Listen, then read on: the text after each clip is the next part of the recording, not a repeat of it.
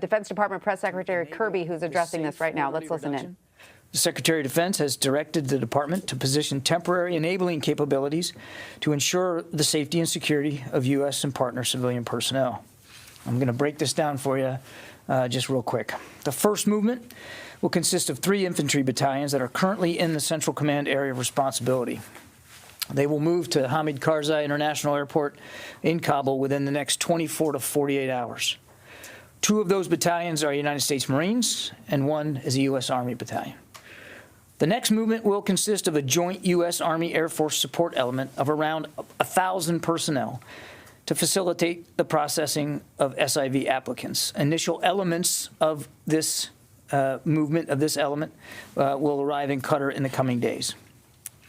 The third movement is to alert and to deploy 1 infantry brigade combat team out of Fort Bragg to Kuwait, where they will be postured and prepared if needed to provide additional security at the airport.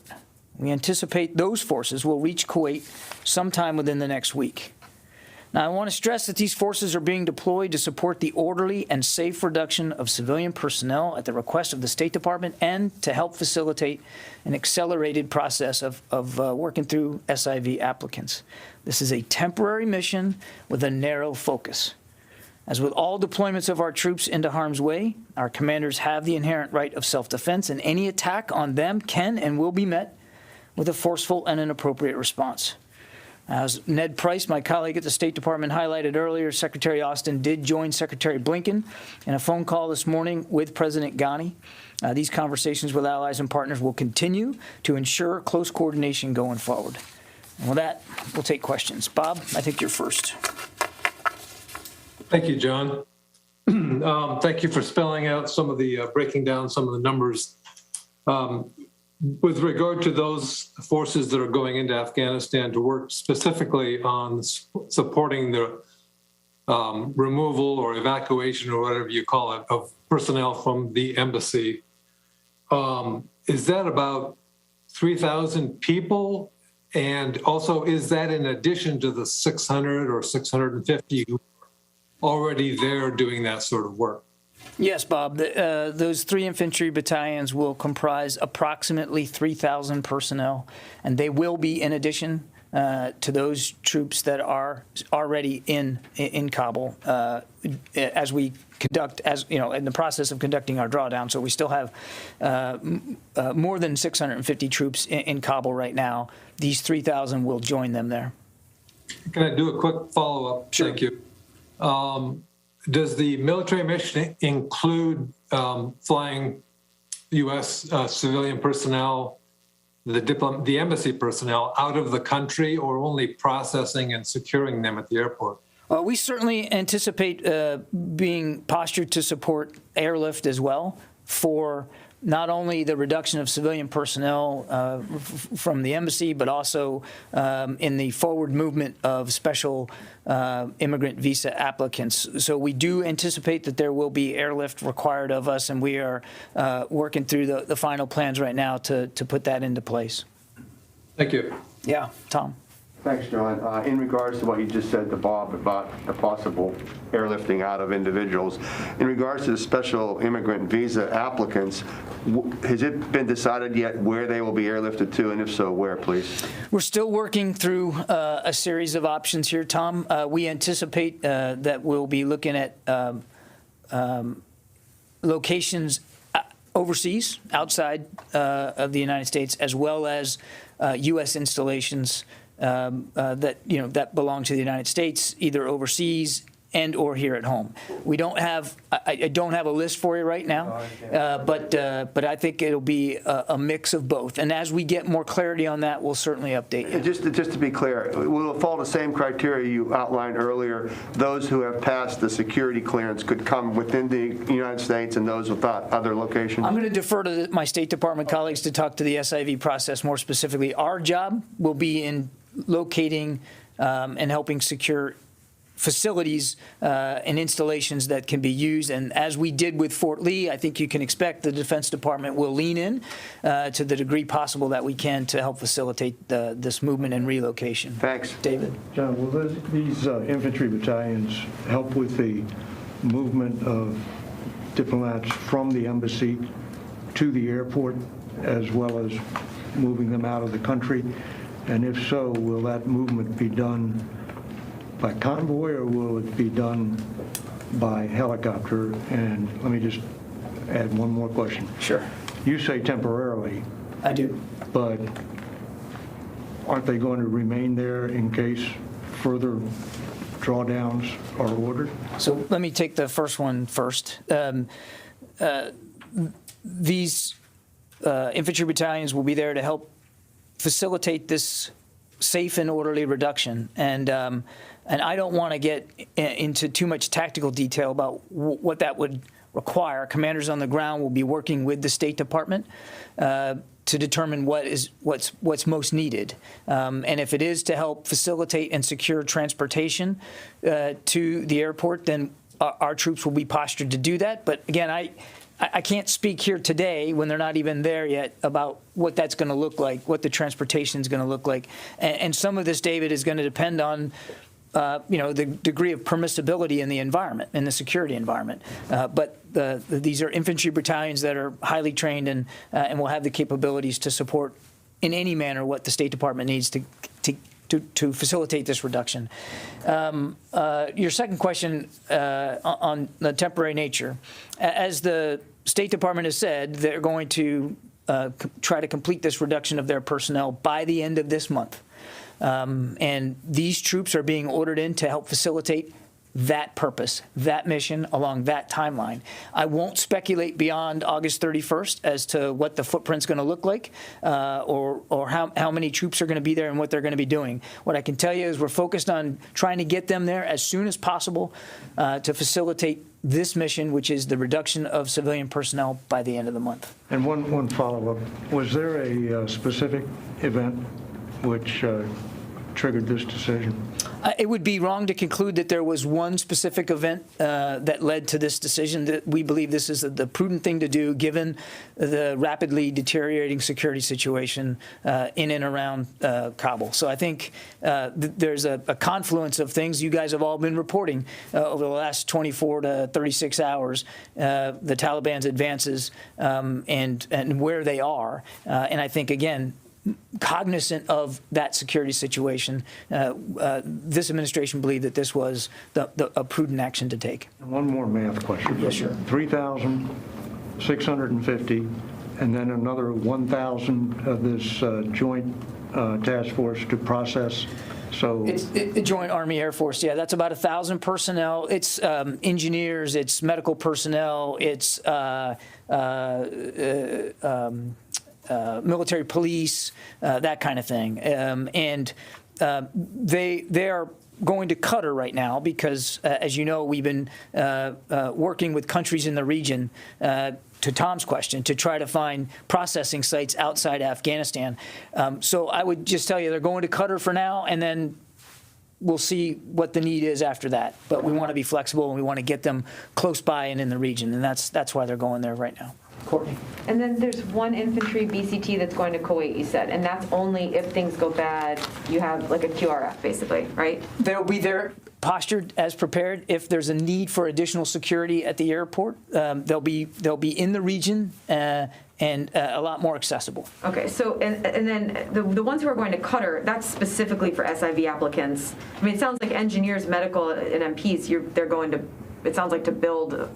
No, when I say engineers, I'm actually we're talking about a very small number of engineers, and it's largely for electrical power. Okay. It's to make sure that we actually have power to do the processing of applicants. I don't.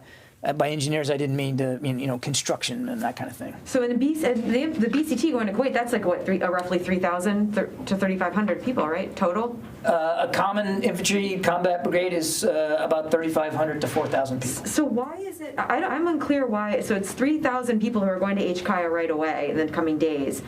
And then you have another 3,500 who will be there on standby in case all for security. I'm unclear on what they're doing. I mean, if the 3,000 going to HKIA, it's like a couple of miles from the embassy to HKIA.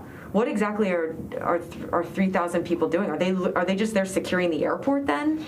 They'll be there to provide safety and secure movement of the reduction of civilian personnel out of the embassy to help facilitate their departure from the country, to also help with the process of moving special immigrant visa applicants out of the country, and to provide additional security at the airport. Again, we believe this is a prudent measure given the deteriorating security situation. 3,000 is a lot of people, though. I mean, I'm still, what is, can you give any better sense of, like, on a day-to-day, what are they doing? I mean, it sounds like they must be, that number of people, they must be responsible for getting people to the airport, and then actually, it almost sounds as if they're coming in and taking over security at the airport, if it's that size. I wouldn't go that far, Courtney. The Turkish forces are still at the airport. The Turks are still in the lead of security at the airport. We already have some security forces, United States security forces at the airport, including some aviation elements.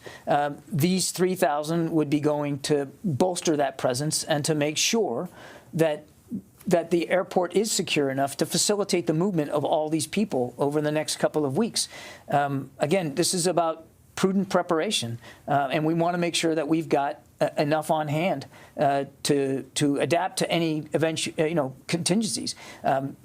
So your question about the numbers being too high, we believe it's appropriate to the security situation that we see now and that we can anticipate possibly in the future, which is again why we're going to flow a brigade combat team into the theater to be ready in case we need even more. Now, hopefully, Courtney, this will be an incredibly permissive environment, and we won't need these additional capabilities. But the Secretary believes the safety and security of our people, not just American troops, but our allies and partners and our State Department colleagues, is of paramount concern, and he's not going to add additional risk to that safe movement. Just very quickly, Kandahar City and Herat City, can you confirm with the Taliban are reporting that they've taken it? I can't, and I'm not going to do battlefield assessments here from the Pentagon podium. Yeah, let me go back to the phones. I know we got lots to get through. Tara Kopp. Hi, John. Thanks for doing this. A couple questions. The infantry battalions, where are they coming from? The 3 infantry battalions that I talked about are already coming from inside the Central Command area of responsibility, and I think I'd rather leave it at that for now. They're already in theater. Okay, thank you. And then the 1,000 that'll be at Qatar, is the intent that they will stay at Qatar, or would they also be flying into Kabul to provide additional support if needed? Yeah, as I mentioned it to David, right now the plan is to get them to Qatar because, again, we were looking at regional sites for processing of SIV applicants. Qatar is one of those sites that we are looking at potentially being able to use. If they need to move in part or in whole elsewhere to do this job, to help with the application process, we'll deal with that at the right time. But for right now, in the coming days, they'll be heading to Qatar. And last one, besides the increase in troops, it becomes kind of a logistics issue if you don't have enough, airlift support. Is the U.S. also going to send additional planes or get additional contracted air to be able to, increase the throughput of people that can leave Kabul?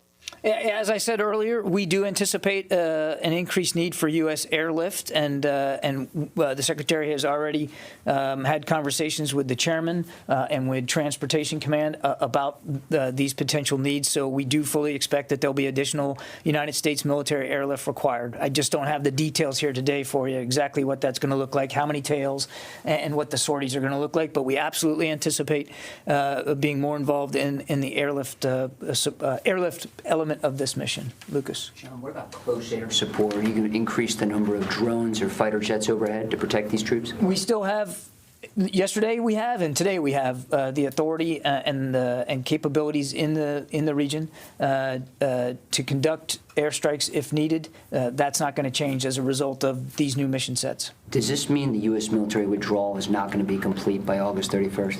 Again, what I said was we're aiming to facilitate the reduction of these civilian personnel by August 31st. So it's all lining up on the same timeline. I won't speculate about what the footprint's going to look like post-August 31st because there's this additional mission set of helping process special immigrants. So we're just going to have to wait and see. But the drawdown itself is still on track to be complete by August 31st. That makes no sense, John. I know what you're putting in 3,000 troops. I know what you're saying, Lucas. I'm saying of the original footprint plans, that's still continuing. But yes, we are adding additional troops for this specific and narrow focus. And you're hoping to get them all out by the end of the month. I'm not going to speculate beyond August 31st. Our job here now with this additional plus up is to help facilitate the safe movement of civilian personnel out of Afghanistan, and the president's been very clear that he wants that reduction complete by the end of August. That's what we're focused on. Have you spoken to the Taliban that they know that you're doing this and that you have some assurances or maybe guarantees that they will not attack these additional forces moving in? The Defense Department has not spoken to the Taliban about this. So are you concerned they're going to be under attack? As I said, we've made it very clear, as I just did a few minutes ago, that as in all cases, our commanders will have the right of self-defense, and any attack upon our forces will be met with a swift and appropriate response. Do you consider this a combat mission? This is a very narrowly focused mission of safeguarding the orderly reduction of civilian personnel out of Afghanistan, and that's what we're going to be focused on. It's not a combat mission? Lucas, I've already described this mission now 3 times. We're mindful that the security situation continues to deteriorate in Afghanistan. And as I said before, our troops will, as always, have the right of self-defense. But this is a narrowly focused mission to help with to help safeguard an orderly reduction of civilian personnel. Jeff Selden. John, thanks very much. If I could follow up a little bit on Lucas's question, with all these new troops, resources going into Kabul, is there any consideration of using the Kabul airport as a staging point for what had been the over-the-horizon capabilities? And has there also been any progress on securing anything closer to Afghanistan in terms of staging or basing for the over-the-horizon airstrikes? And then secondly, how worrisome is it that a city like Herat, a city like Kandahar, where U.S. air power has been focused in recent weeks in an attempt to assist the Afghan security forces, are either falling or have fallen to the Taliban despite the additional U.S. support? I'm sorry, I didn't get that. What the question was on your second one. Sorry. Over the last couple of week or so, the U.S., we're told, has focused some of its airstrike capability on cities like Herat, on Kandahar, in an effort to bolster the efforts of Afghan security forces there.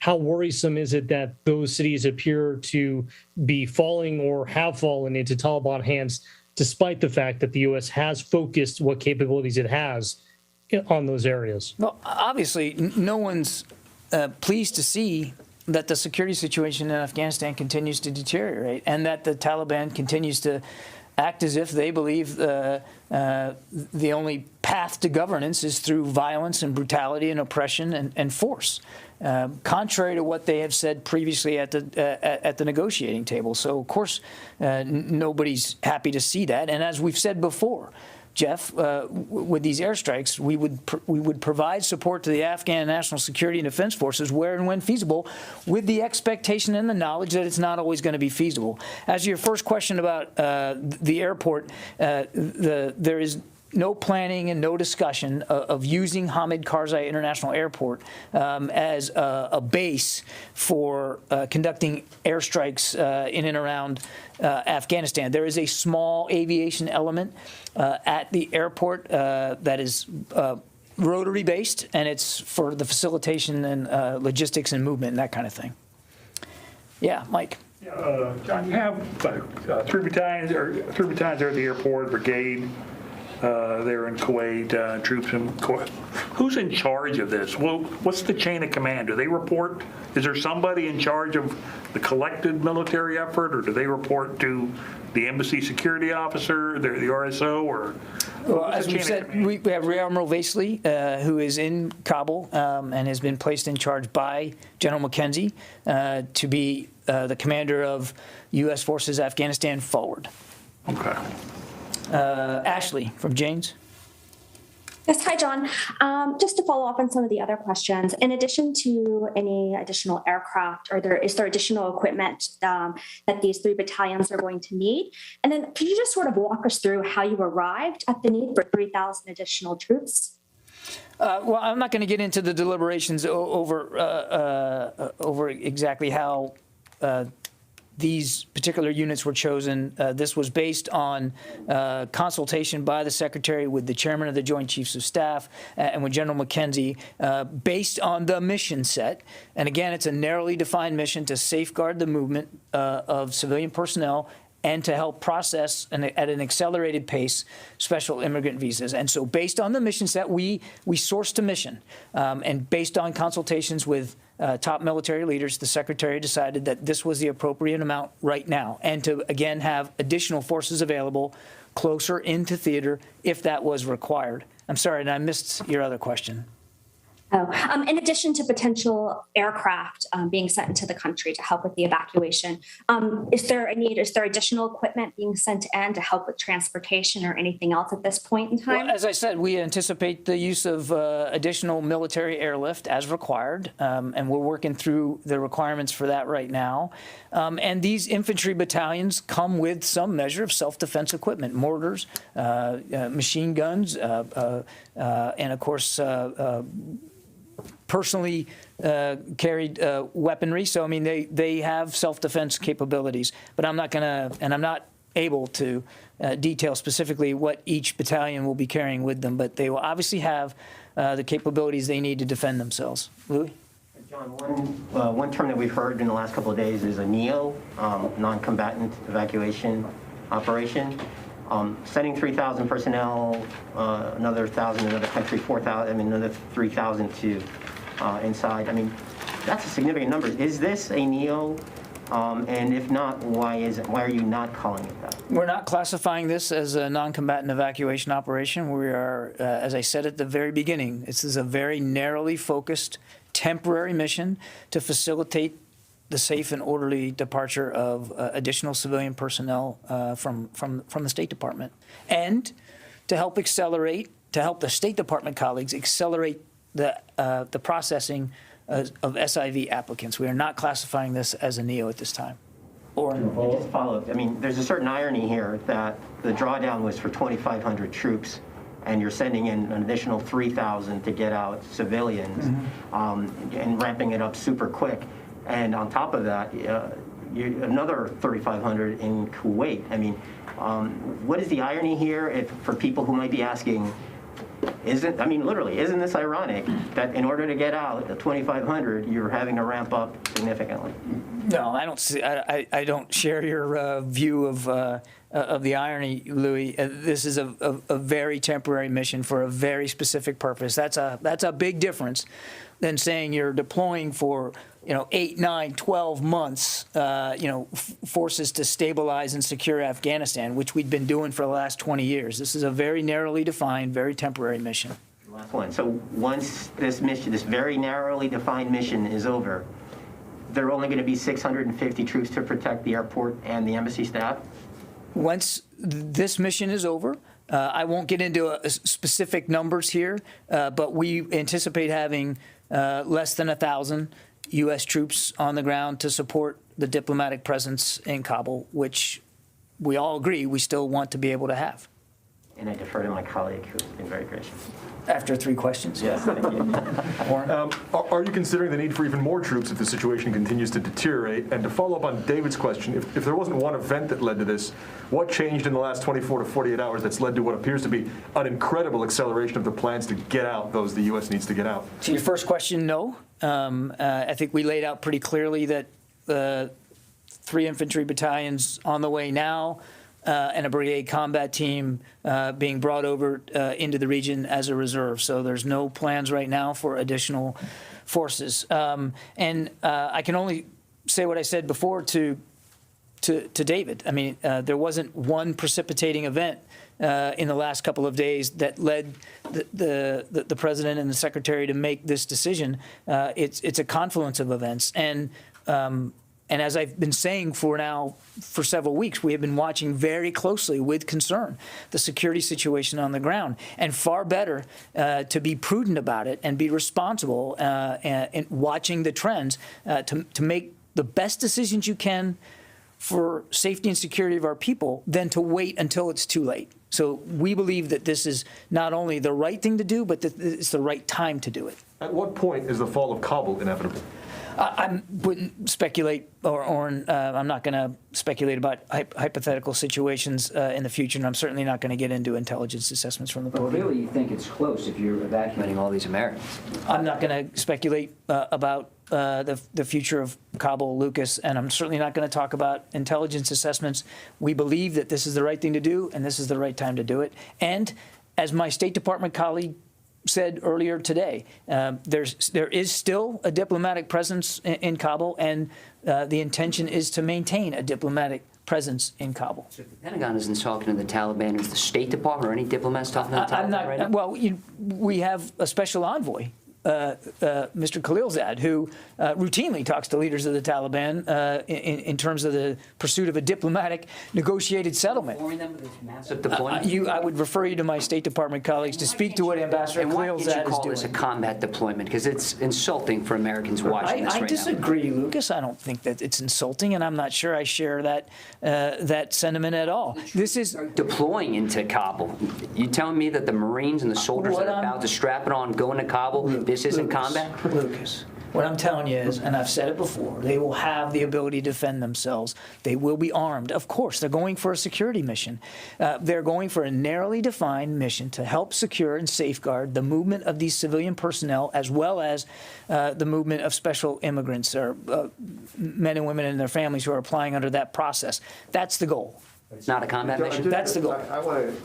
I'm being clear here. I'm responding to emails I'm getting from people in Afghanistan. This is a narrowly defined mission to, as you just said, for our diplomatic personnel and those in the SIV program. It is not for any other individuals who are not Afghans in Kabul who may have worked for U.S. agencies or who work for other governments. And the follow-up question is, at some point, without you speculating, this is a NATO mission. Is it possible that the U.S. could work with other NATO allies to evacuate other personnel? On your first question, Tom, again, I think I've characterized this mission appropriately, and I'm going to leave it at that. On your second question, this is a U.S. decision by the Commander-in-Chief to reduce civilian personnel and to have U.S. military personnel flow in to help with that reduction. So it's not a NATO mission. That said, we fully anticipate to be in close consultation with our allies and partners going forward. And if we can be of assistance to them, if they desire to make changes in their footprint, then the Secretary fully intends to make it clear to them that we'll be ready to help as needed. Thank you. Yeah. Let's see. Dan Lamothe. Yes, thank you, John. Can you clarify how this doesn't qualify as a NEO? And regardless of that, can you at least make it clear that if a NEO is needed because this speeds up, yet still you've got everything you need in place for one? Yeah, again, the purpose here is to help with the reduction of civilian personnel out of the embassy. That is not the same as a non-combatant evacuation operation where you're moving a massive amount of people who aren't necessarily U.S. government employees. It's a different operation altogether, and we're just not there. The other thing that we're going to be doing is helping the State Department, again, accelerate the process for special immigrant visa applicants. That also does not fall under the rubric of what would be a non-combatant evacuation operation. Jeff Schogel. Thank you very much. I know you're telling us as much as you can, and I know the Pentagon is committed to transparency. It is in that spirit that I ask, can you say where these infantry battalions are coming from? The New York Times is reporting the Marines are coming from a Marine Expeditionary Unit. Can you say which MEU? Jeff, as I said, I'm going to leave it at letting you know that they're coming from inside a Central Command area of responsibility, and I'm just going to leave it at that for right now. Thank you. Which brigade from Bragg is going? I'm not going into detail which brigade, but it is a brigade from the 82nd Airborne. Megan, did you have a question? Okay, Sylvie, and then I'll take one more after that, and we'll have to call it a day. Okay, thank you, John. You said that you don't want to speak about intelligence, which I understand, but you can speak about image. What do you think the evacuation of civilian by the military will look like, and how are you going to avoid a parallel with the fall of Saigon? What this is going to look like is what it is, Sylvie, and that's the United States government looking after the safety and security of our people, first and foremost, and making sure that we, the military, are supporting the safe movement of these individuals out of Afghanistan, as I said, which we believe is a prudent step. We're not walking away from our commitments to the Afghan forces. We're not completely eliminating our diplomatic presence on the ground. We're still going to have diplomats there. We're still going to be doing work, as Ned Price said earlier.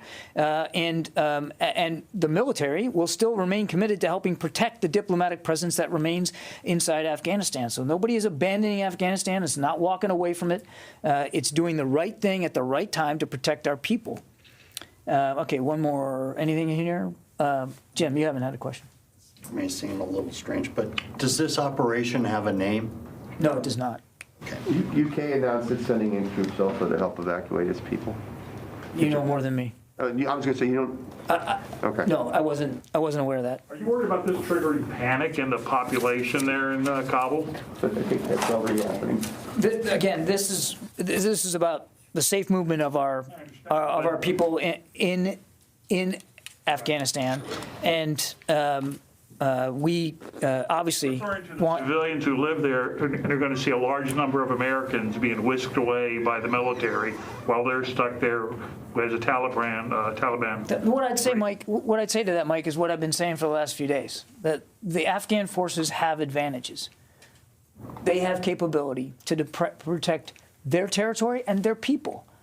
They have the capacity to do that.